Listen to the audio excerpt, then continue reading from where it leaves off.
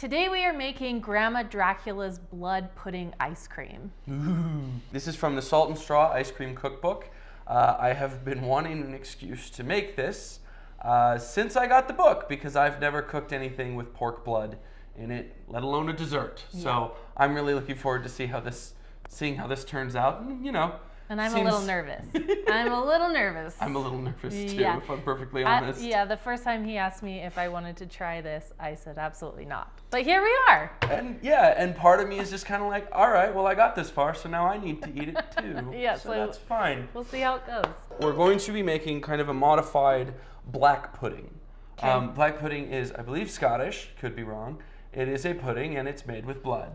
And chocolate, maybe? And yes, you can get pork blood at most. I got mine at an Asian market. We need 1 cup of heavy cream. Okay.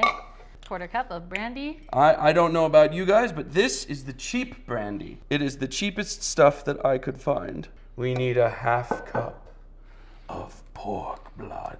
I realize this is probably hilarious to some people who are used to cooking with this sort of thing. I am far too sheltered in my upbringing.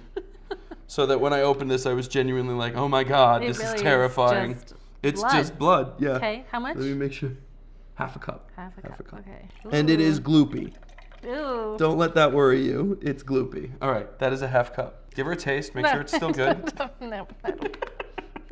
Splatters There's everywhere. Just blood everywhere. Oh God, you're wearing white. I'm wearing white like an idiot. No. Okay, it's fine. We didn't get any. Paper towel break. It's the first time I've had to stop to regroup after adding an ingredient. But now we're on to the dry stuff, so okay. Hopefully it'll be less splashy. All right. Splishy, splishy. So we need a 1/4 cup of granulated sugar. Okay. This is now we're in more familiar territory. Yeah, I've used sugar before. Then we are going to be adding cocoa powder. This would be 2 tablespoons. Okay. This is unsweetened cocoa powder. Then we're going to add a single cinnamon stick. Oh, 1 cinnamon stick. These are going to be sitting in there. We're going to have them steeping for a while. Okay. A 1/2 teaspoon of coriander seeds. Then we're supposed to add a 1/4 tablespoon of black peppercorns. 1/4 tablespoon? A 1/4 teaspoon. Jesus Christ. Okay. Which is about 10 peppercorns. We just need to add 1 teaspoon of salt. Now we will whisk it all together, and once it is thoroughly whisked, the next step is that we are going to have to pour it out and let it chill for up to 3 hours, ideally overnight. So we don't have that kind of time. We don't have that kind of time. Who does? So that means I made a batch of this last night.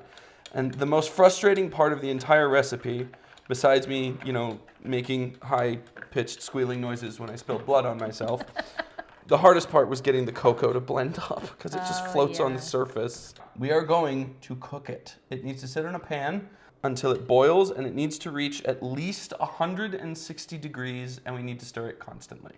Okay. So I will need a stirring spoon. Never stop stirring. Never stop stirring. So what do we put it on for? Medium low. Medium low. Medium low. Okay. It should take about 10 minutes. This is what we'll let it thicken up. Okay. What's it supposed to be at? It is supposed to be at over 160. So we're at 186, so that's fine. Perfect. We can go ahead and kill the heat. We're going to remove it from the heat, and now it needs to steep. We've got all of these herbs and whatnot in there that we want to get the flavor in there, so it's just going to have to sit for about 15 minutes, which we're going to show here on the video in real time with unbroken eye contact at the camera. I really do appreciate you leaning into the bit with me there. You get really good watch time on this video. That's what's important. Gotta up that watch time. There was zero hesitation. I love that. So little movie magic. It's been 3 hours. Not really. It's been 15 minutes and then 3 hours. And then so yeah. Hours. Yeah, so this is the one you made last night. So this is the one that I made last night. Also previously made ice cream base. This is our ice cream base that was made a while ago, but it was frozen until 2 days ago. Perfect. All right, so whenever you store pudding, you always want to put plastic on the top to make sure you don't get that gross skin. Oh, I didn't know that. Yes. I actually have some pudding in the fridge I just put in there. I should do that. It probably has a gross skin. I think it's more for actual puddings and not the freeze-dried, freeze-dried. Instant pudding. The powdered stuff. Yeah, okay. Well, I did instant pudding.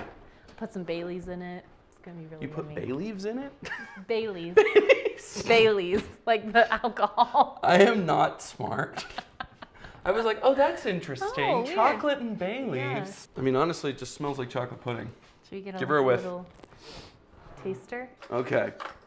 So I tasted it when it was done steeping. I have not had it chilled. It mostly tastes like chocolate and brandy. chocolate and brandy. That's what you're getting. Yeah. But I get the pig's blood. It's there. But it's not like gross. You don't taste it. It just kind of gives more body to it. Yeah. Okay, that's I don't pretty know. good. I That's don't good. know. Okay. All right. It just All right, tastes like kind of like a darker chocolate pudding Yep. with brandy. Brandy. Not gonna lie. The brandy is the brandy's doing a lot of work yeah, there. yeah, that's like the biggest flavor. And then we're adding the base. Adding the base. In it goes. And now we mix it with a stick blender. And now we just need the freezer bowl. Remind me, this has to be frozen for... This has to be frozen at least 24 hours before you use it. Make your ice cream. Okay. Is what it said on the box.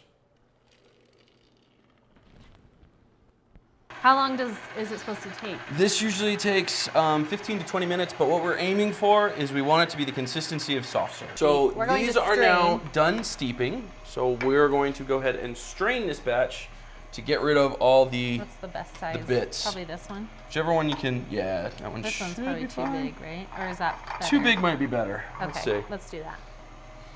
Ooh, that smells really good. It really does, doesn't it? You gotta kind of scoop it around because the coriander seeds and whatnot, they all sort of coagulate there at the bottom. And how long can you keep this?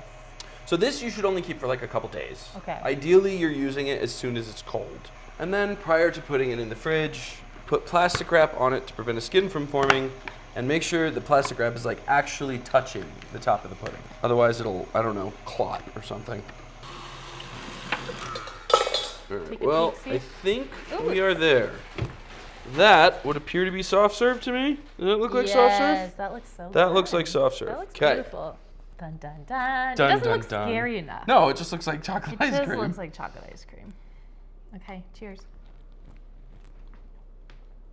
Or it does taste a lot better once you mix in the base. It's good. That's really good. It's really That's good. really good. Yeah. Okay, so the brandy flavor has been diluted way Yeah, down there, so it's yeah. not super overpowering anymore. But it's just like a really... It's a really creamy rich, chocolate. warm, creamy chocolate. Yeah. But that is really good That's chocolate really ice good. cream. Yeah, I would 100% eat that again. I would 100% eat that. So and in look. fact, I'm going to. You're going to be making So- a whole bunch of it. Yeah. Bam. That's beautiful. Okay, And that's it. We have made Grandma Dracula's blood pudding ice cream. Dun, dun, dun. And it wasn't as scary as we thought, but No. it's still pretty scary. But overall, super delicious. I would absolutely eat that again. And I'm excited to make some for Thanksgiving and Christmas. I am So too, yeah. Stick around. Oh, and then yeah, as always, those should chill for at least 6 hours, ideally overnight, before you serve them. Otherwise, they're just going to be soupy, like you saw, Which is still good. which is still good. Okay, well, make sure that you're following along for future ice cream videos. And you like and subscribe, and we'll see you on the next video.